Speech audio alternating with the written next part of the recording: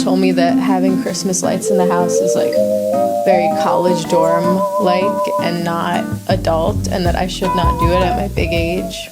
I am feeling just so weird today, just like, you know, first day back feeling, I guess, but I don't know, I'm just in like a bad mood, and I don't know why. So I made myself a chai to try to feel better, and I just feel like I'm very, not scared, but I feel like I don't want to write or pull out my script because I feel like I'm just going to hate everything because I'm in a bad mood. But maybe this chai will help. I feel like I need to stop giving into my bad moods. Maybe that will be a New Year's resolution for me. Stop giving into my bad moods and just freaking work. In the words of Kim Kardashian, work. I wanted to talk about something that might put me in a better mood, which is, wow, my phone notes app is a mess. Like, I just have so many, like, dialogue ideas, character ideas. Of course, no new ideas. They're all for the same old script I've been working on forever, but it's a mess in here, and I gotta clean that up.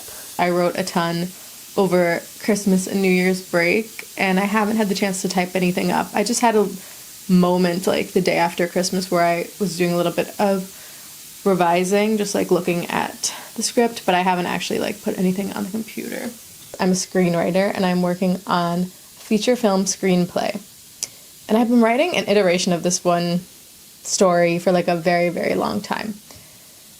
I don't really want to talk about how long it has been, but it has been a long time. And it's my very first feature screenplay, so I am still also trying to figure out my process, and the script also involved a lot of research in a way I did not see having to do when I started writing it. That's kind of why I guess it has taken me so long, and because of all the times I tried to quit and ended up coming back to it. Not by any choice of my own, I'm just physically incapable of leaving these characters behind. I think I've kind of figured out what I do and don't want to do moving forward into another first draft for my process. The very first draft of this movie was just a bunch of random scenes of the two main characters, different points of their relationship throughout their lives. Like, it was kind of dark. It was kind of sad. It wasn't that good. It was pretty awful, but I had a really fun time writing it because I love the characters so much. I put that down for like 2 seconds, not even, and then I wrote a very, like, cheesy teen movie version of it. And now that I've been getting ideas for other stories and trying to come up with a new movie or screenplay or whatever, they all feel very cheesy. They all feel like Hallmark movies. And I'm kind of like, maybe that's my process. Maybe I need to write the cheesiest, goofiest version of the script and then pull out scenes from it and pieces from it that feel like a more mature story.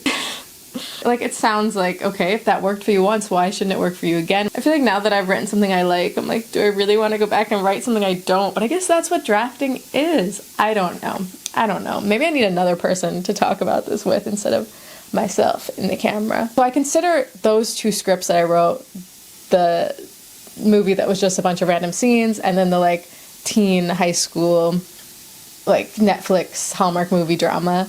I consider both of those to be my first draft because they were 2 totally different stories, but they were both first drafts.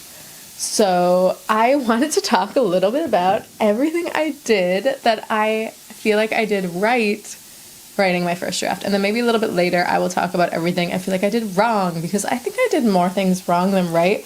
But, like, honestly, there's no point in talking about the things I did wrong because it's a first draft. And when you write a first draft, you're supposed to do lots of things wrong. And then those things you did wrong will inform your second draft. So I'm just going to talk about the things I did right. Okay, number 1, obviously, which I should probably save this one for last, but I'm going to read it first, whatever, I don't care, was I had fun and I indulged. I wrote whatever the frick I wanted to freaking write. There were some really fun scenes that had no plot and no substance and no character, but they were so fun, and I loved them. So without having written those scenes, I wouldn't have known that they didn't work, of course, but I also wouldn't have known some things about my characters I needed to know. So when you're writing a first draft, just go insane. Put your characters in every situation possible that you think is fun. I literally wrote whatever I wanted. I guess more of this is like I didn't really research or I didn't consider if the scenes I was writing would be realistic. I just kind of wrote exactly how I wanted the story to go, which made it a mess, but I don't regret doing that because that's what also made me just so excited about it and wanted to make it good, because I was like, well, this is exactly what I want to write. Even if people are going to judge me for it or whatever, it was exactly what I wanted to write, and I don't regret it. Number 3, explored the characters from every angle possible. Okay, this is cool. I guess so much of my like 3rd, 4th draft kind of process has been figuring out exactly who my characters need to be and exactly what they need to do to tell the best story, like to tell this story in the best way. In my first draft, I don't know, I feel like I made them larger than life so then I could whittle them down, I guess. Kind of put them through so many different situations just to see how they would react and work with like whatever I threw at them. Maybe that's because I'm more of a pantser, I guess, than a plotter. Like, I love to discovery write and let the characters tell me what to do. And then when I have to outline, I'm kind of freaking out. I don't really know what I meant by this. Explore my characters from every angle possible. I guess really just trying to understand these characters and who they are. Because I feel like for me, I don't really create the characters. Like, I know what I need the story to be. And then I know what kind of people I need the story to be about. Yeah, like, they came out of the story I wanted to tell. I think other people might work differently, like they have a character and then they're like, oh, what do I want to put this type of person through? But for me, it was like, I have a story and a relationship I want to explore. I mean, I didn't have a story. I don't know why I keep saying that. I definitely didn't have a story when I wrote my first draft, but I had a relationship I wanted to explore, and the type of people that these characters were was informed by the type of relationship I wanted to create. I mean, I feel like I've said this already. Trying a bunch of different things to put these two people through and seeing who they could be from like many different angles, I guess, is what I meant by that. Girl, you might have to come back to that one. I do not know what I was talking about when I made this list. Number 4 is I gained discipline. Writing my first draft was a lot about sitting and writing, like having a pen or a keyboard out and typing. Yeah. Hi. I gained a lot of discipline writing my first draft that I think helped me through all of my other writing. I think that I had never had an idea that I felt so excited about and so compelled to write before. And when I got this idea, I had been wanting to make a feature film for such a long time. For like 2 or 3 years, I've been wanting to write something, but I had no ideas. I wrote a ton of short films. Hello, did you just hit your head? So coming up with a feature film idea, that was the hardest part. And then once I got the idea, sticking with it and not giving up and seeing it all the way through, I had to gain discipline that I didn't have before, which was like, you know, I had given up on so many ideas because none of them felt like something I was that passionate about. I just wanted to write a movie. So when I had this idea and I was like, oh, like, I need to write this, even though it's not like something I wanted to be known for, I didn't really want to share it with people. I felt kind of embarrassed about it, but I was like, I really, really need to write it. I had to gain this discipline of writing every day, especially with the first draft. Always thinking about these characters, not giving up when it felt cringe and embarrassing and hard to write and hard to read for myself, like knowing that I could tell this story and having the discipline to believe that and to like do the physical work of writing. That was something that I learned doing my first draft that I think I did very well. Oh, okay, this is a good one. Number 5, I chose a familiar setting for the story. I set it in my hometown. I don't think the very first draft was set in my hometown, like the one of the random scenes of the 2 guys, but the like high school movie was set in my hometown. And that made it so much more fun to write, number 1. But number 2, just something familiar that I could grasp onto and add these little Easter eggs and things that made me happy, but also made the characters feel more real. And just made me feel more like I had the right to tell this story because it was so connected to my real life and my home. The story takes place in college, but I set it in the time when I was in high school. So I had like a nostalgia for this like time period, and also felt that I knew it really well, having been around the character's age at that same time. Like if I wanted to write a high school movie in 2025 or a college movie, I wouldn't be able to. Like, I'm a grown ass woman working a freaking job. I wouldn't be able to write how high schoolers talk today. Even though the story is about something the relationship. Are you kidding me? He just bit my sweater. Even though the relationship dynamic and the things that the characters go through in every script I have written, every draft, I've written these situations that I've never experienced because that's what's fun for me and that's what's interesting to me. Setting it in my hometown and giving it that familiar thing of something, this place that I know so well. I don't know. I think that gave me really something to cling on to that made me feel like I could write this story.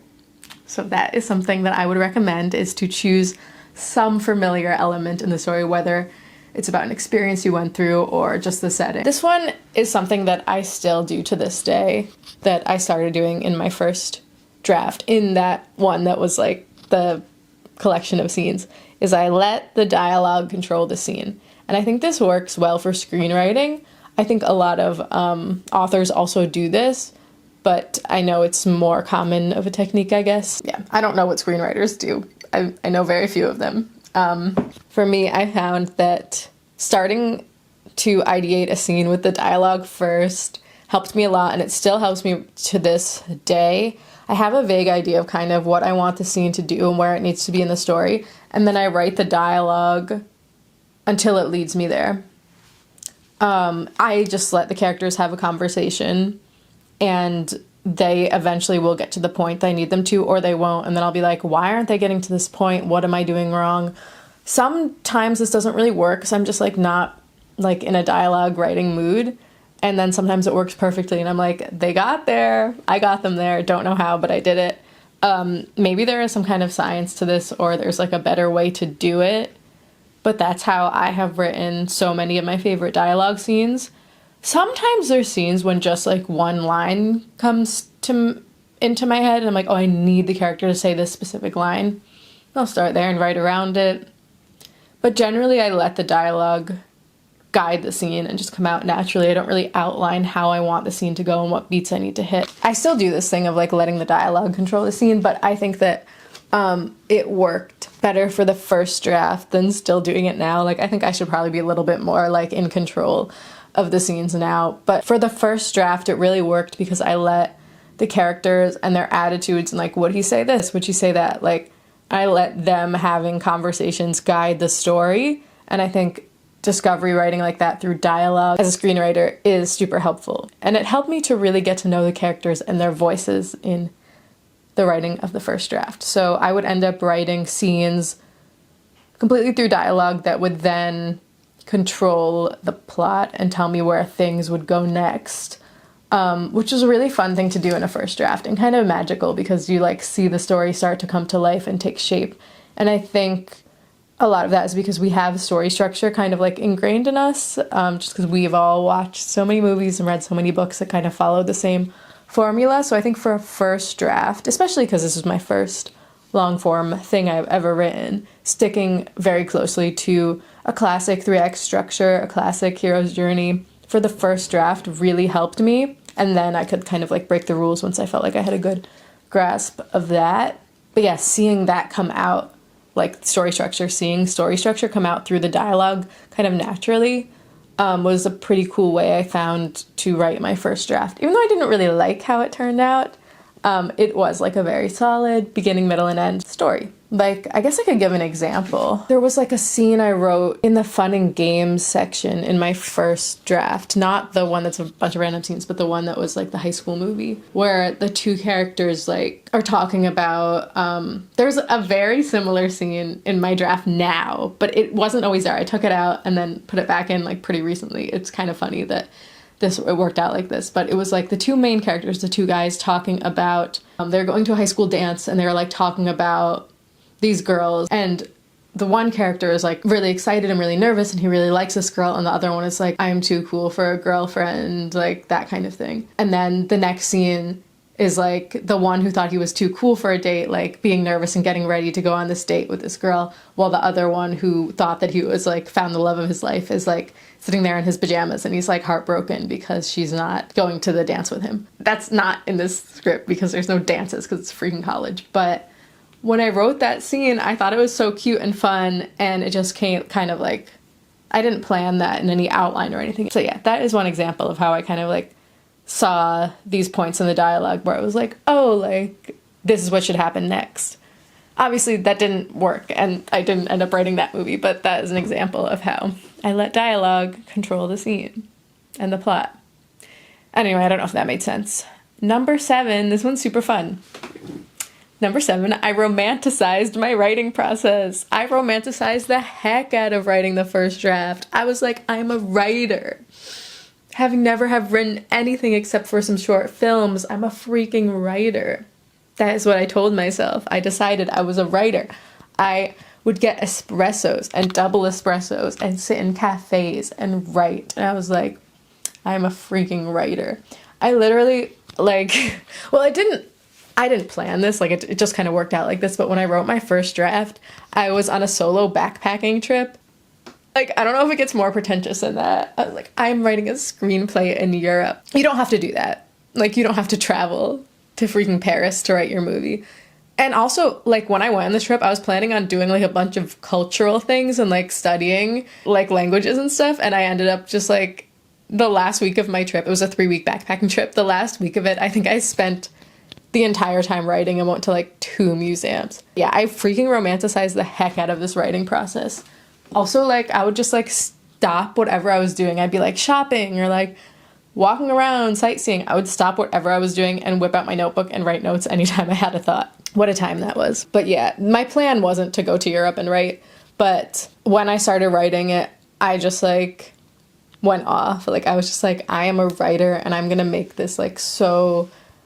not take it so seriously, but I, like, kind of did. Like, I had different notebooks for all different things. I was, like, drawing the characters and, like, imagining their costumes, and I was just, like, taking everything, like, as if it was real and really just romanticizing the heck out of the process.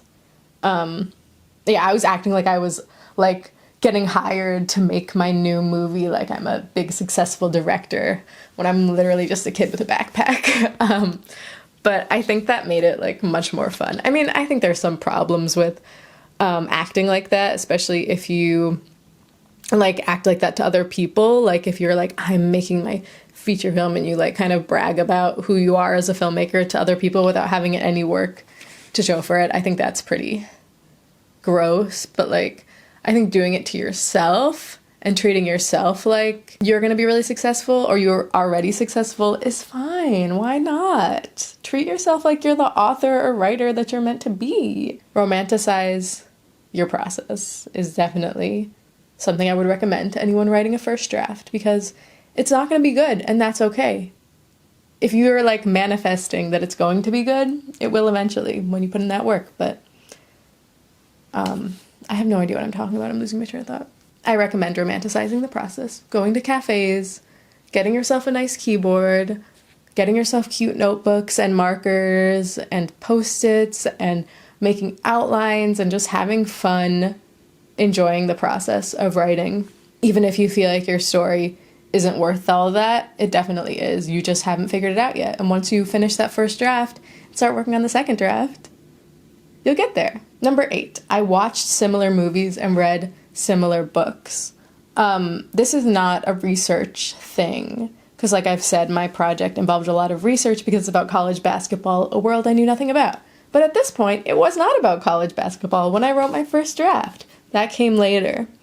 So when I was writing my first draft, I watched a lot of similar movies and read a lot of similar books, and I figured out what I did and didn't like about this genre and these types of relationships, and I wanted to see, like, what the comparable books and movies were out there. I don't do that now. I think this is something I only wanted to do and only could do during the writing of my first few drafts, because now if I watch or read anything that's, like, very similar to what I want to do, I think I'm a little too, like, anxious about it. Like, I really want to make sure that my script is, like, significantly different from anything else that's out there, and then I'll, like, you know, make changes in my thing that I shouldn't be because I'm trying to differentiate it too much. So yeah, this was something I did during the writing of my first draft to really get a grasp on what I did and didn't like about other books and movies that had similar relationships, similar themes and tone. And it definitely helped a lot in me figuring out what the tone was of the movie, because that took a lot of work, and I definitely didn't figure it out in the first 2 drafts, but I knew what I didn't want to do, and I knew what I did want to do, what to aspire to. So I think finding inspiration through other works of art is a great way to help you write your first draft. Number 9, I told nobody what I was doing. I made moves in silence. Wait, what is that? I didn't tell anyone that I was writing a feature film. I didn't tell anyone that that was what I was doing on my backpacking trip, but I also just didn't really talk about it for a while at all. And I told no one what the idea was, and I kind of just kept it to myself, especially writing the first few drafts. And I definitely didn't bounce any plot ideas off of anyone until I had written a draft that I kind of liked. That's not true.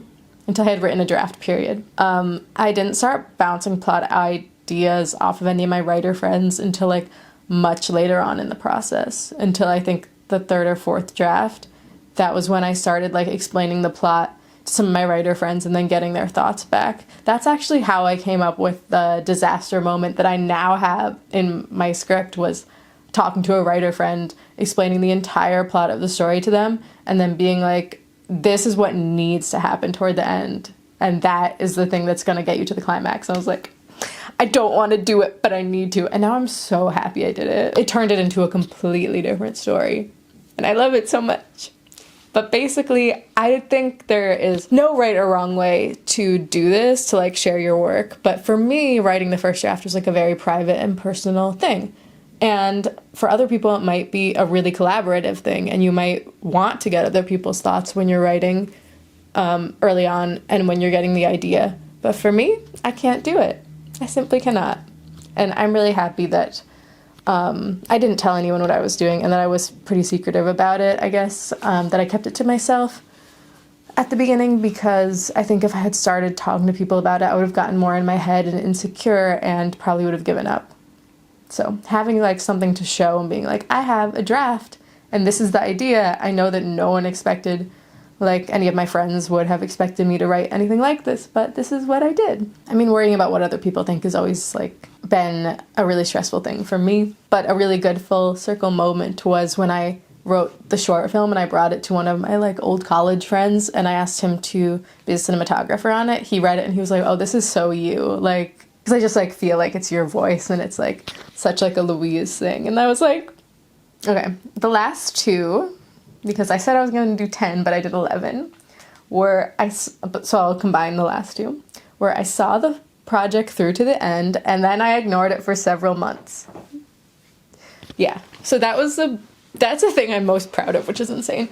Anyway, the thing I'm most proud of about writing my first draft was that I freaking wrote it. That's all it needed to do was exist. I'm really happy that I wrote those first drafts, even though they're bad. That's what I did right. Is my hair awful? That's it. Saw it through to the end. Didn't give up. I was literally on the plane coming back from my trip when I wrote the very last scene, fade out. And I sat there on the plane and I looked out the window and I was like, oh, well, I kind of looked at the person next to me and I was like, should I? Nope, we're not sharing anything that we're doing right now. But I was like, I just want to be I finished something. It was a great moment. Even though it was kind of bad, I finished it, and that's why we're here. Oh, this has been just in the background the whole time? And then I didn't look at it for a year. I don't really recommend that. I did take a long break from the project after I finished the first draft before working on the second draft, and I think what was really positive about that time away was that it gave me some time to feel proud of myself and to have that confidence and to really enjoy it, and then to go into the second draft feeling okay, I know what I'm doing, and I'm starting a new process after that one had been completed, instead of seeing them as one process of I'm gonna write this movie. Instead it was okay, I wrote a movie, I wrote a feature film. Even though it sucks, I wrote a feature film. Lots of filmmakers are writing feature films that suck and making money off of them. So the fact that I could do it and close, the laptop and say that is done, then be okay, can I write a good movie now that I've written a movie? Now that something exists, this story exists, now let's make it good. So taking time away from the first draft not only gave me lots of time to think about it and come up with new ideas and just like take the time to like really think about the story without feeling the pressure to write, but also just to take the time to enjoy the fact that I wrote something and to really like relax and enjoy that success before getting back to work on it, I think was very beneficial.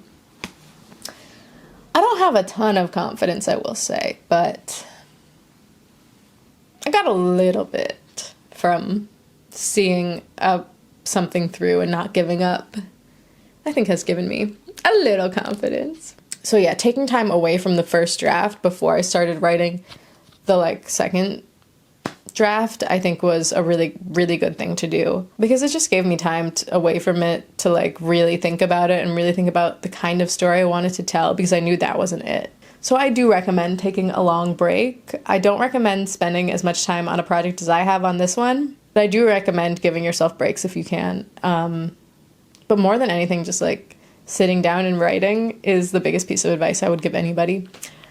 I really can't be giving advice. Like, I don't think I should be on this channel giving advice. I have no right to. I have no finished work that I've shared with the world except for a couple of short films. So I don't feel like I have the right to give advice, especially on writing and screenwriting. I just love doing it and love talking about it, and that's why I'm here. I don't know where I was going with that. Basically, that's it. Those were the things I feel like I did right, writing my first draft. So yeah, that's it. Thanks for watching.